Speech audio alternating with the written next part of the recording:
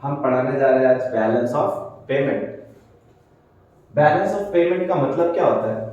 Balance of payment का मतलब होता है एक ऐसा स्टेटमेंट जो कि बताता है रेसिडेंट और रेस्ट ऑफ द वर्ल्ड, हमारे देश का कोई रेसिडेंट, जैसे उसका नाम हो गया अमन, वो जो भी ट्रांजैक्शन करता है फॉरेन के किसी भी रेसिडेंट से, जैसे कि पीटर के साथ, तो उसको जिस स्टेटमेंट पे लिखेंगे हम लोग उसको बोलते हैं हम लोग balance of payment.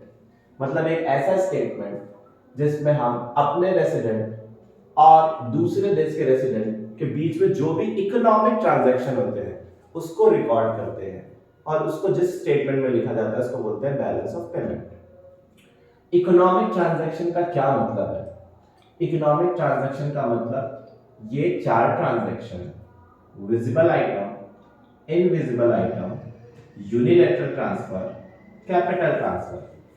Visible item का मतलब कोई भी ऐसा गुड्स जो फिजिकली जिसको आप सीन कर सकते हो या टच कर सकते हो, यानी export and import of goods is called visible item.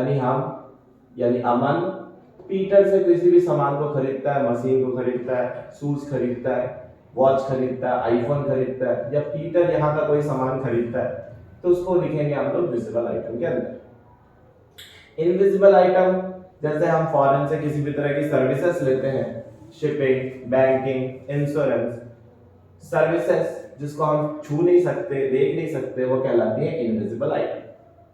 फिर तीसरा जो होता है आपका वो होता है यूनिलैटरल ट्रांसफर। यूनिलैटरल ट्रांसफर का मतलब जहां पर एक रेस्ट ऑफ द वर्ल्ड या हमारा रेसिडेंट कोई सामान दे रहा है या ले रहा है, बदले में पैसा नहीं दे रहा है, जैसे कि कोई गिफ्ट या रेमिटेंसेस। अमन जो है वो काम करने जाता है बाहर और वहां से कुछ पैसे भेजता है इंडिया में, तो वो क्या कहलाएगा? रेमिटेंसेस। या फिर मोदी जी जाते हैं बाहर फॉरेन कंट्री में और वहां से चीता लेके आते हैं, ये कहलाएगा आपका गिफ्ट्स। अभी 4 चीता लेके आए थे जो, तो ये गिफ्ट्स जो होता है उसमें आपको क्या होता है, सामान मिलता है, आपको कुछ देना नहीं पड़ता, इसीलिए इसका नाम है यूनिलैटरल ट्रांसफर। फिर आपका कैपिटल ट्रांसफर। कैपिटल ट्रांसफर का मतलब होता है दूसरे देश को लोन देना या दूसरे देश से लोन लेना, या दूसरे देश को कैपिटल असेट बेचना या दूसरे देश से कैपिटल असेट खरीदना। तो लोन देना या लेना या कैपिटल असेट खरीदना या बेचना कहलाता है कैपिटल ट्रांसफर। तो हमारे देश के जो भी रेसिडेंट है वो फॉरेन के रेसिडेंट से जो भी इकोनॉमिक ट्रांजैक्शन करते हैं, इकोनॉमिक ट्रांजैक्शन का मतलब visible item, invisible item, unilateral transfer और कैपिटल ट्रांसफर, उनको जिस स्टेटमेंट में लिखा जाता है उसको बोलते हैं हम लोग बैलेंस ऑफ पेमेंट। अब बैलेंस ऑफ पेमेंट में सबसे ज्यादा हम लोग कौन से आइटम, कौन से ट्रांजैक्शन को इन्वॉल्व करते हैं, वो है तुम्हारा विजिबल आइटम। विजिबल आइटम का एरिया बहुत ही ज्यादा ब्रॉड है, इसलिए इसको अब अलग से टर्म दी गई है बैलेंस ऑफ ट्रेड। तो बीओटी का मतलब ओनली विजिबल आइटम जहां पे इन्वॉल्व होते हैं उसको बोलते हैं हम लोग बैलेंस ऑफ ट्रेड, और ये सब मिलाकर हमारे क्या कहलाते हैं? Balance of payment. अब यहाँ पे एक और टर्म है आपकी, यहां पर हम लोग देखते हैं जब भी पैसा आ रहा है, जब भी पैसा आ रहा है तो उसको लिखते हैं क्रेडिट साइड में। क्रेडिट साइड में हम लोग लिखते हैं जब भी इनफ्लो होता है, और जब भी पैसा जाता है तो उसको लिखते हैं डेबिट साइड में।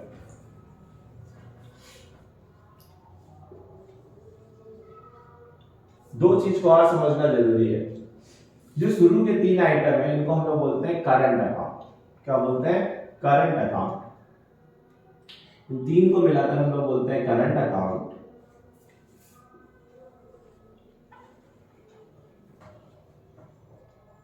और ये अकेले लास्ट वाले को बोलते हैं हम लोग कैपिटल अकाउंट। अब इस चैप्टर से एग्जाम में जो इंपॉर्टेंट चीज पूछी जाती है वो ये पूछी जाती है कि ये आइटम कौन से अकाउंट में जाएगा और कौन से साइड में जाएगा। 2 या 3 नंबर का कोई क्वेश्चन इसमें से पूछा जा सकता है। बैलेंस ऑफ पेमेंट और फॉरेन एक्सचेंज जो लास्ट चैप्टर है वो दोनों मिलाकर 6 नंबर का है, तो 3 या 4 नंबर का इस चैप्टर से आ सकता है। तो आपसे पूछता है एक्सपोर्ट ऑफ मशीनरी कहाँ पे जाएगा? तो आप अगर मशीन को बेचते हो, बेचोगे तो पैसा आएगा या जाएगा? आपको पैसे को देखना है। बेचने से पैसा आएगा। अगर बेचने से पैसा आएगा तो पैसा आएगा तो कौन से साइड में जाएगा? क्रेडिट साइड में। और एक्सपोर्ट एंड इंपोर्ट किस में आता है? विजिबल आइटम में। और शुरू के 3 आइटम किस में आते हैं? Current account. तो आपको ये समझना जरूरी है कौन सी चीज क्रेडिट साइड में जाएगी, कौन सी चीज डेबिट साइड में, और कौन से अकाउंट में जाएगा, करंट अकाउंट में या कैपिटल अकाउंट में। अगर आपने गिफ्ट लिया, गिफ्ट रिसीव्ड हुआ, तो वो भी आएगा क्रेडिट साइड में क्योंकि पैसा या कोई कमोडिटी आपको मिल रही है, और करंट अकाउंट में आएगा ये भी। इसके बाद अगर आप बोरो करते हो मनी फ्रॉम IMF या वर्ल्ड बैंक से, तो पैसा आ रहा है तो क्रेडिट साइड, और चूंकि पैसा लेना, बोरो करना, मनी आता है आपका कैपिटल ट्रांसफर में, इसलिए चला जाएगा कैपिटल अकाउंट में। तो ये तीनों चीज जो है ये बड़ी इंपॉर्टेंट है एग्जाम के पॉइंट ऑफ व्यू से। कौन से साइड में वो आइटम जाएगा और कौन से अकाउंट में जाएगा। और यहाँ पर एक चीज हमने बताया कि पहले वाला आइटम जो है बहुत ही इंपॉर्टेंट है, इसलिए उसको अलग से टर्म दी गई है BOT, बैलेंस ऑफ ट्रेड, और सबको मिलाकर बोला जाता है बैलेंस ऑफ पेमेंट। अब आपसे ये भी क्वेश्चन पूछा जा सकता है what is the difference between balance of trade and balance of payment. तो यहाँ पर सबसे पहले तो बैलेंस ऑफ पेमेंट जो है वो ब्रॉड आइटम है, ब्रॉड कैटेगरी का आइटम है, उसके अंदर ही BOT इन्वॉल्व होता है। एक क्वेश्चन सबसे ज्यादा पूछा जाता है कि क्या BOP में अगर अनफेवरेबल बैलेंस है, पहले मैं बता दूं अनफेवरेबल बैलेंस होता क्या है। जब भी आपका इनफ्लो ज्यादा होता है और आउटफ्लो कम होता है तो इसको बोलते हैं सरप्लस। अगर आपका इनफ्लो कम है और आउटफ्लो ज्यादा है तो उसको बोलते हैं हम लोग डेफिसिट। अगर आपका इनफ्लो और आउटफ्लो दोनों ही इक्वल है तो इसको बोलते हैं हम लोग बैलेंस। सरप्लस, डेफिसिट और बैलेंस। अब BOP जो रहता है आपका कुछ भी हो सकता है, सरप्लस का भी हो सकता है, डेफिसिट का भी हो सकता है, बैलेंस भी हो सकता है। BOT भी सरप्लस भी हो सकता है, डेफिसिट भी हो सकता है, बैलेंस भी हो सकता है। तो ये माना जाता है कि अगर BOT नुकसान में चल रहा है, यानी हम लोगों ने इंपोर्ट ज्यादा कर लिया और एक्सपोर्ट कम हुआ, तो BOT के अनफेवरेबल बैलेंस को BOP से मीट आउट किया जा सकता है। अनफेवरेबल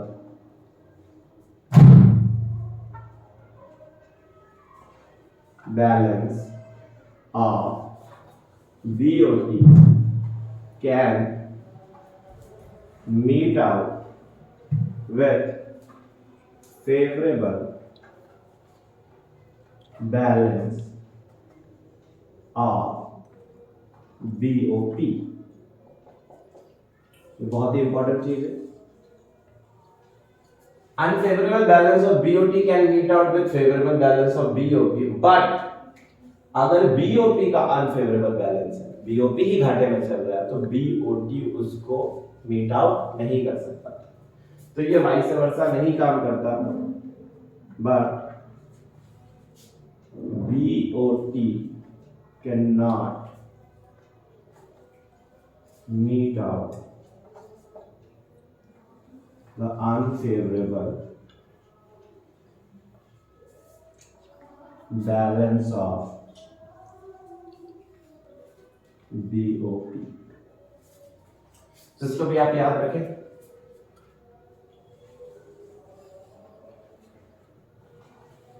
ये एग्जाम में आपसे अलग से पूछ लेता है एक चीज, BOP और BOT। अब इस चैप्टर में सिर्फ एक चीज बचता है, ऑटोनोमस ट्रांजैक्शन और अकोमोडेटिंग ट्रांजैक्शन। ऑटोनोमस ट्रांजैक्शन क्या होता है और अकोमोडेटिंग ट्रांजैक्शन क्या होता है तो मैं बाद में बताता हूँ, पहले बता देता हूँ। हम लोगों ने यहाँ पे बैलेंस ऑफ पेमेंट की डेफिनेशन देखी। इकोनॉमिक ट्रांजैक्शन देखें 4 होते हैं। सबसे पहले वाले को बीओटी बोलते हैं, सबको मिला के बीओपी बोलते हैं। शुरू के 3 को करंट अकाउंट बोलते हैं, लास्ट वाले को कैपिटल अकाउंट बोलते हैं। पैसे आने को क्रेडिट साइड में लिखते हैं, पैसे जाने को डेबिट साइड में लिखते हैं।